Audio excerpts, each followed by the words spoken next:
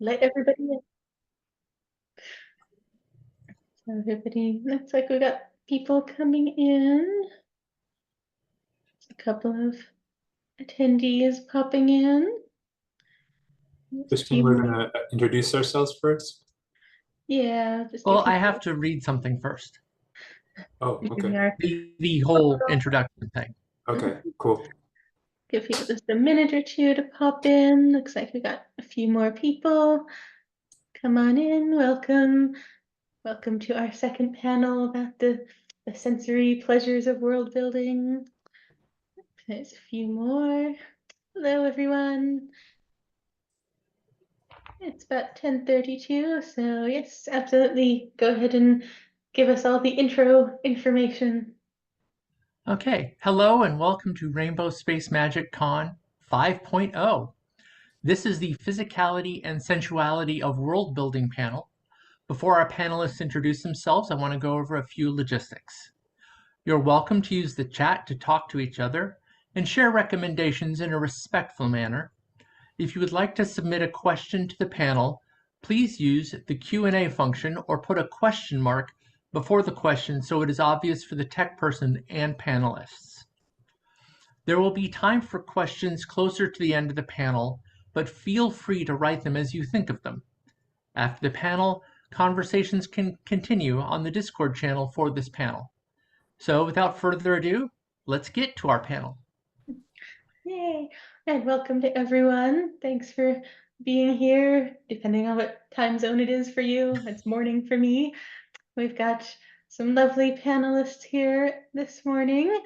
I'll let you guys introduce yourselves. We have Heather and Mark and Antonia and me. Whoever wants to go first. I'm Heather O'Malley. I'm a author with Bold Stroke Books. I have a couple of books out right now, another one coming out in May. My big fantasy adventure, The Hands of the Morai, is set in a different world, and it's really fun. There's a raven as a main character, which is a hoot, so to It is speak. really fun. Mark, do you want to say hi? Sure. My name is Mark Salzwedel. I'm primarily a science fiction and fantasy author. I have two novels out. The Lever came out in 2022, sci-fi thriller with the Queer Space imprint of Rebel Satori Press in Louisiana. And the second book came out just this past April, The Miraculous Life of Rupert Brockett, which is urban fantasy, sort of an epic urban fantasy. And I do a lot of short stories, poetry, screenwriting, a lot of other things as well. Ooh, that sounds so cool. I feel like we're going to ask you lots of things about urban fantasy and sci-fi. Antonia. Hello, I'm Antonia Aquilante. I write fantasy romance. I currently have 11 books out. I'm published with 9 Star Press and also self-published. My most recent book came out last year. It's called To Love the Dragon King. It's the first book in my Dragons of Ivrea Dragon Shifter series. The second book, To Know a Dragon Spy, should be out soon. Long COVID kind of messed up a bunch of plans, but hoping to self-publish that before the end of the year. So that's where I am. I know the COVID feeling. I've been working on something that I'm co-writing with K.S. Murphy, and 2 years later, it's not out yet, but it will be. We'll get there. And hi, I'm Kristen, or KL Noone, which is mostly what I publish as. I'm published with JMS Books and previously with Less Than Three Press. And if you're that old, Alora's Cave. I write a lot of fantasy, sometimes urban fantasy, sometimes very epic fantasy, usually lots of romance, sometimes very bad puns, interesting magic, lots of rain, and lots of good hot tea to drink. So this panel we're primarily thinking about world building, about the actual physicality of it, the sensory detail, the way that we construct those imagined worlds. So we thought maybe to start, what aspects of those details might be most important to you as an author, as a writer, but also as a reader? You know, are there things like descriptions of music or architecture, structures, buildings, maps, foods your characters eat? What areas maybe are important for you as you're creating those worlds? You go first? Oh yeah, go first, Mark. I think it's kind of interesting that I started out doing world building with actual world building, building a whole world as far as an ecosystem, the physiology of the creatures and the beings there, uh, doing all their cultural and architectural and other sorts of details, their history, their customs, their politics, everything had to be incorporated into it. And what I realized as I started to delve into other genres, that was a space opera, is that every story has to have some world building. No matter how much it's based in reality, there's going to be some things that you have to establish, even if it's only the histories of the characters and what the current time is and things like that. Or if you have a whole different physics that's going on because it's a magically based system, all those details have to be part of the world building. So it's very all encompassing, and it's something that all stories should have, is world building. And a lot of it you should try to do before you start writing so you don't mix it up. Yeah, for me, when I created the world for Hands of the Morai, I actually started with the divine beings because it was, I figured that was a large part of my magic system was magic is only done by divine intervention. Only gods can do this, and clerics working through gods. So I came up with the gods. Then I figured out how the world worked, bits of history, uh, ways that nature interacted with people and people interacted with nature. I came up with a rough time period that equated to our own history, so I could use medieval history data from a certain time period to try and keep everything consistent. I figured out what kind of trees lived in certain areas, what kind of birds, what kind of other animals, uh, what kind of foods were popular. I put in whiskey because whiskey's a great goodness. All sorts of fun. We can talk about whiskey during the social hour later. Antonia. Well, okay. I am much less a planner, which is very strange and sometimes a problem when you're writing alternate world fantasy. And you are coming up with entirely new worlds. And yet sometimes, for some reason, this is what my brain wants to do. So I do some planning. I do think about something about my world, something about magic systems. Sometimes there's more planning than other times at the beginning, and I'm figuring out as I go along, which means correcting my inconsistencies later, at least by the time I've gotten to the second book in the series. I have a basis for what my world actually is. And yeah, there's things like the things that the big things you need if you are going to be writing speculative fiction, if it's fantasy, your magic systems, your like whatever that is. And then, yeah, the details I feel like for me pop up as they go because I love the little things, like Kristen was saying, the architecture, the clothing. Like I am very big into fashion and clothes. I'm very big. I love to cook. I love to bake. So, those tastes, those like, what are they eating when they're sitting down? They're sitting down at breakfast. Like, what is breakfast? Like, those types of things sort of evolve organically. And I love putting those details in to kind of draw the reader in, because I feel like we need that in a book, right? You need to feel like you're immersed in this world. And it's not just where's the magic coming from and how do I understand that? It's, you know, yeah, just those mundane details that make the world richer and kind of draw you in. I don't know. That's what I love, both, I guess, as a reader and as a writer. Something I love too, and I always feel like it's something that's very much about character, right? If this character dresses in fancy clothes and he gets the best of everything, but your other character doesn't care about fashion at all, it tells you something about their priorities. It tells you something about, does this character get up in the morning and want a lavish breakfast full of, eggs and ham and porridge and whatever else it is, ubiquitous fantasy porridge, right? Does someone else not eat breakfast because they're, strict self-control, ascetic, all of those things? Um, I'm also glad you're on this panel because, like you, I don't do a whole lot of planning. I'm one of those people, which can cause some problems doing the Middlelands books and Magician and the sequels, a couple of which have been prequels, but I didn't have much of a plan for the first one. And as I was writing, I ended up having to sit down and work out maps and distances between things. Like, oh, could they actually get here in that amount of time? Oh, I What understand would that. Oh, what yeah. would be practical if they're on a horse? How fast do horses go? What are roads like in the Middle Ages?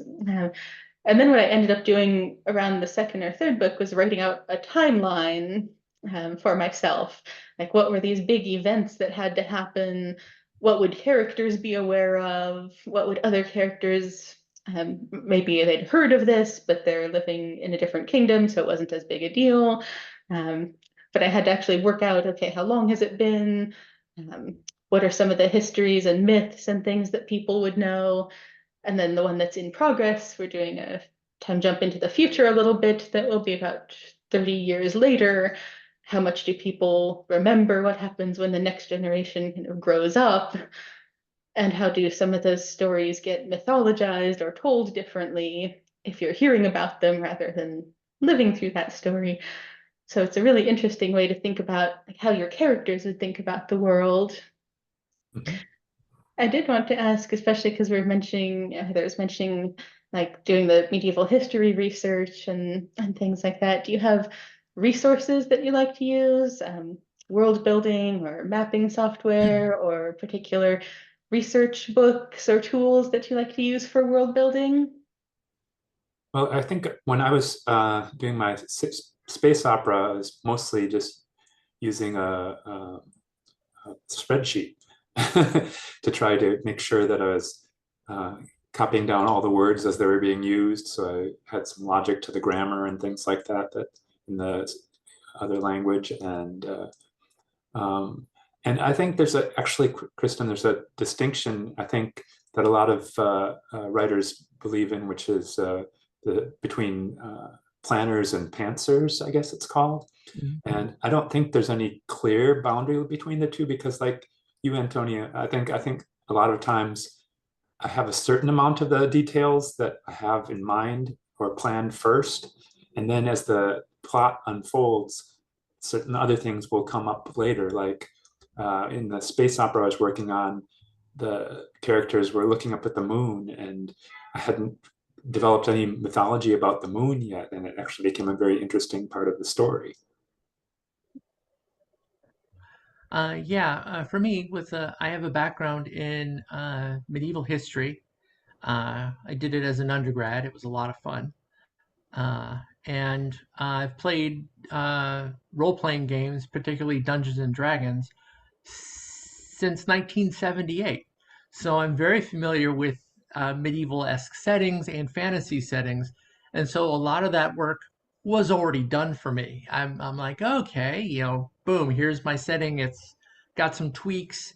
So I mostly pants my stories, but I do plan certain details, especially if they're plot important, because I want there to be some internal consistency.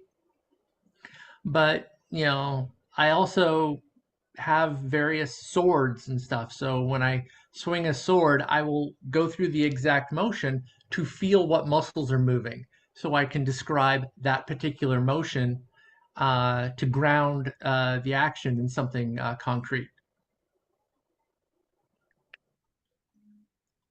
Yeah, I don't know, there aren't, yeah, it's research kind of pops up when it's needed, I guess, in my writing.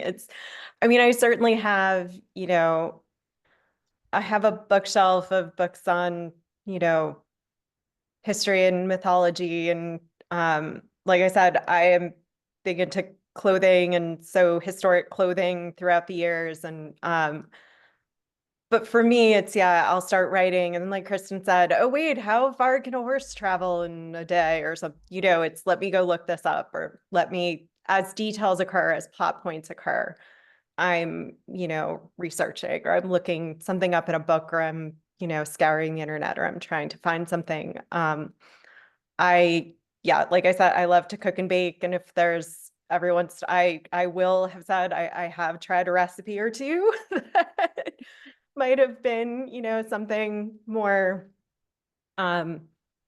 medieval, or, Renaissance era or something, just to kind of see what something maybe close to it would have tasted like. But yeah, it's that kind of thing. I don't sit down and research before I write. It's always kind of, what do I need as I'm going, or at least for the most part. I do that too. I tend to start with character when I'm writing.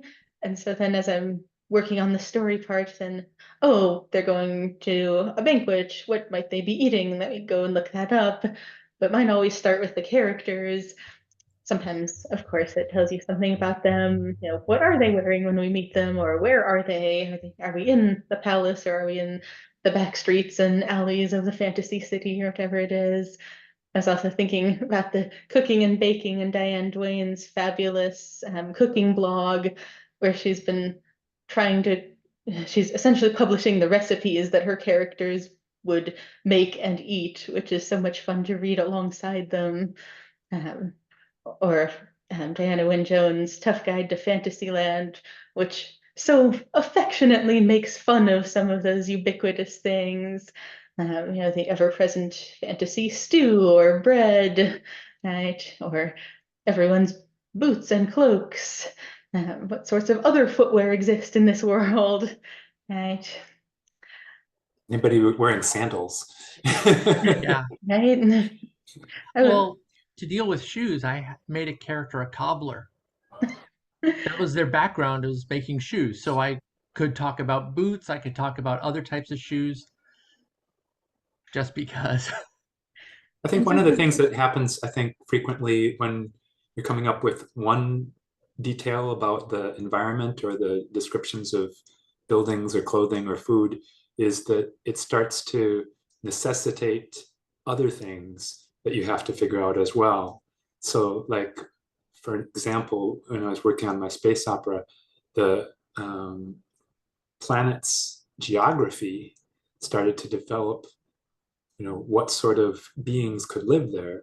And then the beings themselves, what was the way that they ate? What was the way that they moved? How did they reproduce? And the planet has summers and winters that are way too cold and way too hot, so that they actually hibernate underground during the coldest and hottest parts of the year. So all of those sort of details determine, what is the custom of, it's time to go underground, kids, let's go, and that sort of thing ends up being part of the mythology as well. I also love that. How do we use the environment to make this world harder for our characters? But that is true. Then it's something they have to deal with, and then that creates plot points and drama and also resilience, right? How do they deal with these things? How do we cope with a different environment or a world that's maybe hostile to them? Well, in Hands of the Morai, I talk about They're trying to hide from potential scrying to see where they are. So they're riding through the woods because, when you see, aha, they're in the woods. Which woods? It's much harder to tell. But they have wagons carrying gear, and the wagons cannot go through the woods.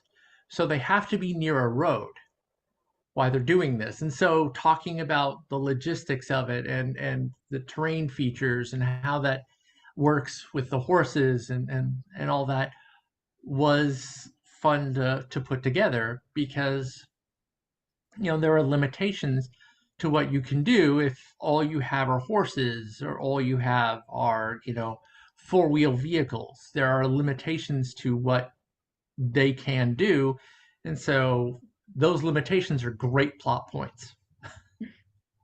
Well, yeah, and I mean, this series I'm working on now, this dragon fantasy romance series, so much of not the entire society, but much of it has the ability to turn into dragons. So how does society become different if a good chunk of it can fly? Not all of it. So you have to figure out how, other people have to still travel, other people have to, get places, but there's a whole large chunk of the society who can fly. So, yes, traveling is different. So living arrangements might be different, and they're in the mountains and they're, plus I started thinking about all the sayings and all the metaphors and things you might use for, just, yeah, all those little sayings we use. Like they might be a little bit different if what people are really thinking about is, oh, we fly to get places, and what are the winds like today, and what's the weather. So it changes, I think, how one little thing can change how society is structured. So you're thinking about those things like on that big level and on the, tiny kind of smaller level too. So yeah. One thing that strikes me is when you said that is human beings tend not to look up the way we are as primates, where we mostly came to be in plains lands, so we didn't have avian predators, so we don't look up. But if you're a flying culture, you will look up all the time. That's just a little quirk that would be cool. Yeah, it's really thinking about that. Like how does it change? Like you're looking to the sky. You're thinking about the sky so much more. You're thinking about what's above you It's a as really much as simple. It's a really simple detail, Antonia, and it's amazing what far-reaching effects it has. yeah, it's become, it's just, and it's such an interesting thing to kind of play with and work through and just see all the ripples it has out into this world. I mean, the first book had, the main characters, one could change into a dragon. He has that magic. The other one can't. And so, he grew up in a family like his brothers can, and there's all sorts of in his family, not necessarily in society, but in his family, his parents always looked at his older brothers as being better than him because they had inherited this magic and he had not. But in society, I don't, I hadn't structured the society to quite be that way, but there are little pockets of it. But so he grew up in this, whereas he did not have this ability, but he's surrounded by people who do. So yeah, he has this culture of, where then he still has all of this, like thinking about the sky, thinking about the winds, thinking about, flying, thinking about, and also having this moment of like, what would that actually be like if I were able to do it? Like he has flown on a dragon, but he cannot be one himself. So it's just, yeah, seeing what all of these little, like, how it ripples out to kind of all the different characters and all the different pieces that put together the society. It's been an interesting thing to think about. This one I was thinking about as you were talking, because we both, right, we both tend to have romance in our books too. And I was thinking about in my novel Magician, and of the two main characters, one of them is the child of basically a water spirit, and he can turn into a lot of things. He can take different shapes. That's just sort of, it's always been who he is. And so the way he thinks about the world is very fluid. It's not a big deal if you walk into the river and just sort of become part of the river, for instance. But our love interest is purely thoroughly human and extremely grounded in a lot of ways. And they both approach the world very differently. You know, Gareth will look at a fence and be like, okay, I have two hands and a board and nails. I'm going to go fix the fence. And Laura will look at it and say, well, I could turn this into something, or I could, pull something up out of the ground and turn that into not a wooden fence, but a little hill for you. Would you like that? And he'll think about it in terms of transformation because that's how he sees the world. And so writing a chapter from Gareth's point of view is very like, no, okay, I'm human. I'm just going to go get a board and some nails and fix things. And it's very, very grounded. And that's such an interesting exercise in literal world building sometimes. We do have a question in the Q&A from Angie, which says, with world building, especially fantasy and sci-fi, at what point do you just say, for example, screw it, I'm going to use the word earth or coffee or whatever it is, even though that word doesn't exist in this universe? I keep reminding myself that I am writing for predominantly English speakers in this culture. So completely changing the language and using words that people won't necessarily be familiar with, I think becomes a potential stumbling block unless I'm using a couple of words to give linguistic flavoring. So I make up a couple of words, but I make sure that the definitions for those couple of words are easy to find and understand. But yeah, it's earth below you. It's, coffee, it's, with whiskey, I went with the literal translation, water of life, and little things like that, because, you don't want to make barriers to the readers. Yeah, that's true. I think when I was doing my space opera, I realized that in most cultures, whatever language they're speaking, Earth is basically this place or Earth or the ground or something very basic.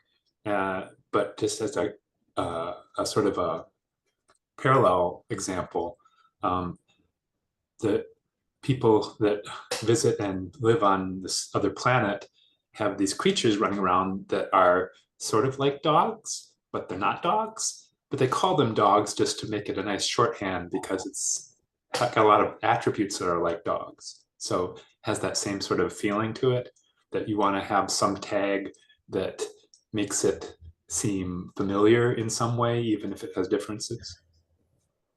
Yeah, I think there's striking a balance between, like Heather said, you don't want to alienate the reader. You also don't want to pull them out of the story if something, like if you're in a fantasy world that is, supposed to be an alternate historical type time period, you don't want to put such a modern phrase in that they're going to be like, wait, what? No. So yeah, they're sort of striking that balance. I mean, I'm not super concerned about, yeah, my fantasies aren't, I mean, it maybe not quite medieval, but I don't know, somewhere in that late medieval, early Renaissance kind of time period, maybe. I'm not sticking to like and it's a fantasy world anyway, it's not like the real world. I'm not sticking to every bit of language that you would have had there, but I'm also, yeah, trying not to pull in things that are going to seem so modern that the reader is going to be like, wait, what? No, this doesn't fit. But yeah, while also not trying to make up every new word, every, completely new language that a reader is just going to be like, no, like, I don't have time for this. I don't have the energy for this. You don't want to make your reader kind of put your book down and be like, this is too tough to deal with. So yeah, it's sort of striking that balance. And yeah, at some point, I don't know, maybe it's just a judgment call to be like, this seems like it fits in my world. I guess it's good, and kind of going from there. Yeah, I mean, even Tolkien, who made like what 15 languages for the Lord of the Rings, 15 full languages because he's a nut, only used bits and pieces of those languages because he didn't want to alienate the reader. But he had it in his pocket in case he ever needed it. So, yeah, got And to you be actually nice to the learn a readers. lot. You learn a lot about a culture by just putting together a language too. I think that's important. He probably got a lot of very important clues about their culture based on developing languages for them. I think, and as far as what you were saying, Antonia, about the familiarity of the words, I think also with the dog example that I used earlier, the native word is pui, and the natives use that word. The visitors call it the Bodleian dogs. They're just dogs. But eventually, the visitors also learn the native term and they start calling them pui. So there's sort of a way that eventually the reader learns the foreign language as well.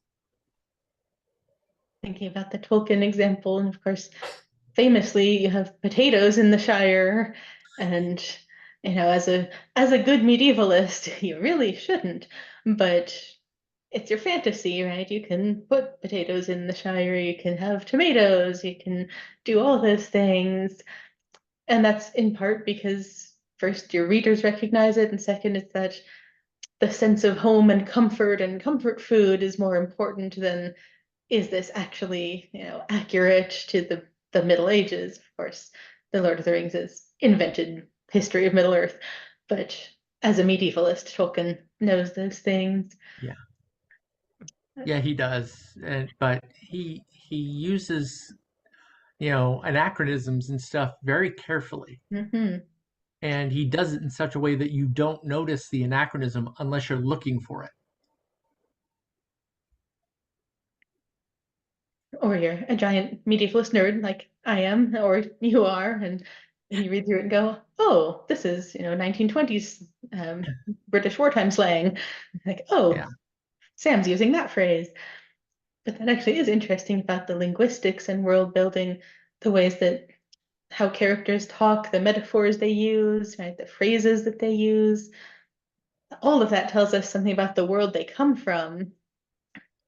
Yeah, and I did a lot of research for my urban fantasy that I worked on and just published in April. It takes place as early as 1942. So, you have to learn how valuable are silk stockings at that point. And what do you call a perm in that time? It's called a cold wave.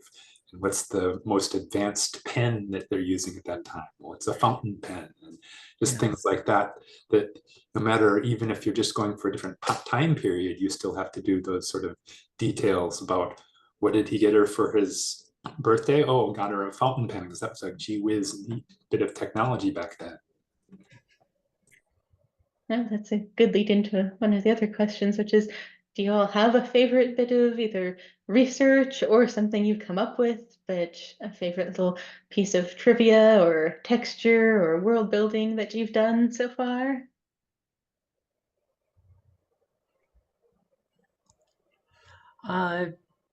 For me, one of my passes after I've written the initial story is just a sensory pass. So I go through and I'm like, okay, this needs some details, a lot of the five senses or more. What would be pinging in this moment? So, I talk about the smell of baking bread, the smell of turned over soil. I talk about, the tastes of stuff because, when I do my initial, first draft, I don't have a lot of those sensory details. I'm focused so much on the story and the characters that the rest of the world building is not really there as much. Occasionally it pops up, but what makes the world grounded, the sensory stuff, has to have its own pass or I'll miss it. So that's the big thing for me is making a separate thing to make sure I have sensory details. Yeah, I guess one of the things in answer to your question, Kristen, for me was always how long does it take for people to travel, and how long does it take for information to travel from one star system to another? That was the biggest thing for me, is trying to say, well, what happens if it takes, 2 years for your reply to come back? You know, things like that were very important to put into the plot. I feel like that would affect the plot in all kinds of ways. What if you just don't have this information, or you need to tell someone? Like, there's so much you suddenly have to think about with that kind of communication delay. Mhm. Well, and you almost have to, like, I was thinking about this in one of my fantasy series too, because I mean, you know, no telephones, no internet, like, and there's this it was basically these, like, people had to go on the run, but there's this like plot against a kingdom, and how are they passing information to their allies, like, and how fast can the information get there that people need? And I ended up in that one actually starting to use messenger birds, and then it was, well, how fast can the bird fly, and when is it going to get there, and how far away actually is this? So that was kind of how I was trying to get around things. But it was it's really, yeah, interesting to think about when you don't have, on the one hand, you know, modern communication. I feel like in some of these, in some stories, it would like negate a lot of your tension and your issues. But on the other hand, yes, how do I need this information to pass. So how am I going to, get it there? Like, whether it's technology and sci-fi, whether it's magic or something like, a message runner, a messenger bird, somebody, like, yeah, it's thinking about how those things work. It's interesting. I'm thinking about the great Monty Python question, and what is the average airspeed of an unladen swallow, right? Yeah, African or European. There's one other thing, Kristen, I want to bring up as far as the whole idea of the sound of language and the idea of singing. Like in my space opera, one of the things is, if you have aliens, what sort of sounds can they produce? That affects both the language and how they communicate. But in this case, how do they learn English so that the reader can understand what they're saying? And as it turns out, the aliens don't have tongues that work like our tongues. So there are certain consonants that they can't produce without putting their fingers in their mouths. So they have to walk around talking to each other, and then when they turn to a human, they start to go, whoa. Yeah, in Hands of the Morai with language, ravens, can learn to speak human tongues. That's, research has shown that, but there has to be some sort of thing to help them along. And so I have the ravens, they can talk amongst themselves and they're perfectly fine. And they think humans are weird because they can only make so many sounds. They're like, how do you say anything with only so many sounds? Don't you get confused? And so culturally, the raven actually gets on the humans for, how do you say anything? I mean, it's impossible to talk to you guys. You don't make any sounds. So, yeah, I like that hands in the mouth detail. That's cool. I know. Now I'm just thinking about that and picturing, like, and if you're a human, how do you react to that? When you see them doing this, and like what kinds of implications does all that have? Just thinking about sound too, and realizing how much sound tends to make its way into my books. I usually write with music on in the background, and frequently there's music somewhere in the books. There will be a performing bard, or someone will actually sing something. Um, so a few of my main characters play something, a guitar, or they'll be able to sing quietly. Um, One of the works in progress at the moment, one of them really likes opera. but we're in sort of an alternate universe 1700s, so it's very, elaborate, like Baroque opera things, but he's very excited about it. And I was finding that I had to then go and look up all these technical terms about, what would he know about it as someone who was enthusiastic about it? But then how would you explain it to, his love interest who doesn't know anything about it? And there's that really interesting Things like tension. recitatives and coloratura and things like that. Yeah. And of course, now I have this massive, collection of research, and only this tiny amount of it's going to go into the book. But that's how that works, right? We all dive into those rabbit holes just so that we all know we have about 8 minutes left. And of course, if you're wanting to ask us questions, drop things in the Q&A or in the chat so that we can answer your questions. One thing I like to throw in is smells, because it's a sense people don't think of as much, but like cities I've traveled to often have different smells. Like if they have a petrochemical plant or a brewery, that gives the air a different smell. If they're near the ocean, that gives it a different smell. Uh, and so like in sci-fi books, I've seen planets described having a different smell because of the chemical composition of the air. And I just think that's a fun detail to bring out. I like that one. And you're right, smell isn't one that we think about as much, other than sometimes over in romance writing, the ubiquitous, the hero smells like X, Y, and Z thing, right? But it's one that has such powerful associations, right? Home, familiarity, or unfamiliarity, and the kind of shock of, oh, that's unpleasant, or ooh, that's delicious, or there's something that's very powerful about that one. One of the things, Christian, I did recently was I wrote a novelette where the main character was blind. So then sound and smell become much stronger sort of parts of the narrative. And so definitely you can learn a lot from smell.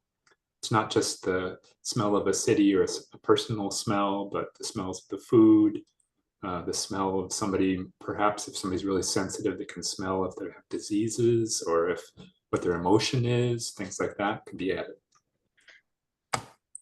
There's a Lisa Kleypas novel, not speculative fiction, but romance, but historical romance, so it's basically fantasy, from a few years back, where um, the heroine, the female main character, knew about perfume.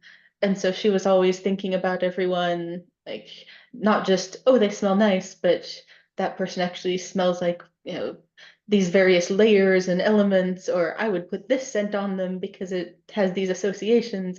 And it was just so fascinating to see, someone who essentially spent the whole book thinking about people in terms of scent and perfume. And I just remember having read that one and thinking, oh, that's so much fun. Of course, now I can never write a character who's, a perfumer by trade, because then you're just doing that book. But it was fascinating. Sarah has a question about how you represent sensory details that you can't actually share on the page. And I guess certainly scents are certainly part of that. You can try to find analogs. It's sort of like violets, it's sort of like lilacs or something like that. You can sort of find analogs. Or with the music, you can say it's sort of like a march.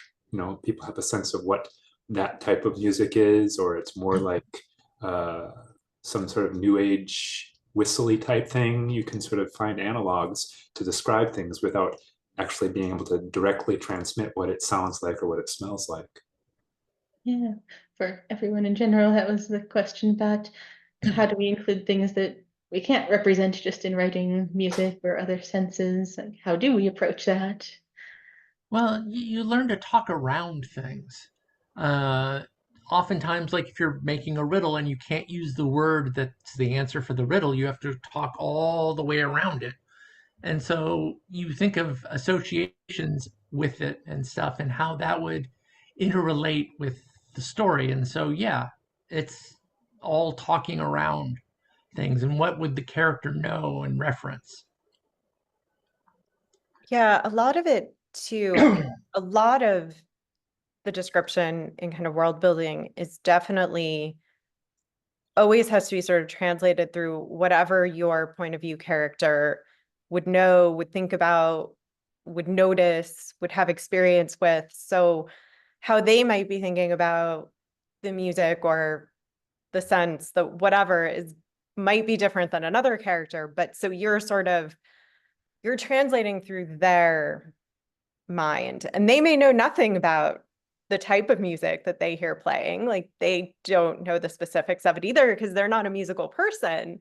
Like Kristen was talking about with one of her characters is really into opera. The other has no idea. But so for them, it might be more of a, just a general kind of a description and a reaction. Like, is this something I enjoy? Is this something I'm like, whoa, that's weird? Like, and letting your reader relate in that way, kind of getting into that point of view of the character and you're learning about character that way too. That brings up a good point, Antonia, about point of view. I think a lot of us have been talking as if the narrator was always a third person narrator, but you can have a first person narrator that doesn't have to identify for the reader what they're experiencing. They just have to reference it from their point of view. So you do have a lot of other adaptations you have to make. Well, even if you use third person limited, you're limited within that one Yep. person's experience, and so what they can do. And so in Hands of the Morai, the raven has one set of senses, and so has a completely different language of interacting with the sensory world than the human does because of the differences. And so, yeah, it is the limitations of the character, and that can make it fun for writing. I tend to do a lot of metaphor and a lot of emotion. How does this make them feel? How do they respond to it? Um, Even if they don't know the technical terms for whatever it is, but they might know how this music makes them feel, or the taste of that, you know, fish stew makes them remember the stew that their mom used to make back in, the town where they grew up. So what are the associations and what are the emotions with it? And then even if you personally don't know anything about that particular thing, also saves you from doing excessive amounts of research if you don't have to. But if you focus on that interaction of the character with the thing in question, it's great for character building, and also I think it makes the thing itself a little more interesting, right?